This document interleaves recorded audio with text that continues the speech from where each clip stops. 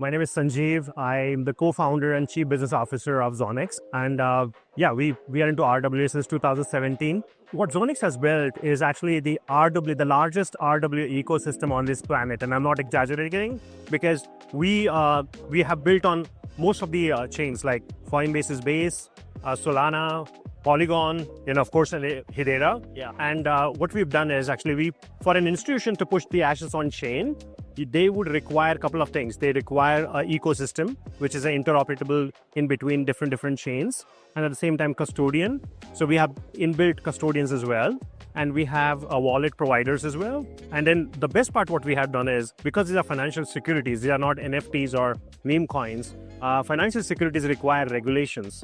So we inbuilt all these regulations in our smart contract. So based on the jurisdiction of an asset class, you can get the regulation which is applicable in that particular jurisdiction.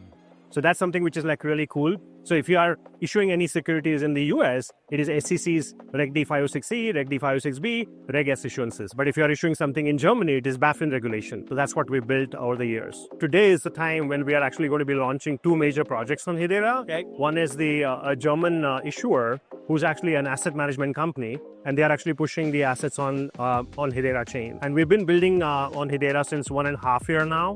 Yeah, so it's kind of it's quite a long time for us to pay on this. Yeah, interoperability is definitely a crucial. I mean, I would not say that anybody would resolve that issue yet. There are a lot of efforts have actually been put in today. We have our own standard, which is for any EVM compatible chain, it's ERC 7518. It's a by default standard for RWA tokenization. And for non-EVM compatibility is DICEST. So it's a dynamic interoperable protocol. So what it does is it actually can integrate with any EVM, non-EVM, permissionless chain, and it's a easy plug and play. That's exactly one of the solution which Zoniqx has actually put forward. So the industry is moving at the right direction, right? Why? Because think about like what Chainlink has. Chainlink has got CCIP as well, right? For an interoperable play as well. We work with Chainlink CCIP as well, right? What I see is, when the issuer wants to issue any financial securities on chain, they don't actually want to know any particular chain where they are actually going to be issuing securities on.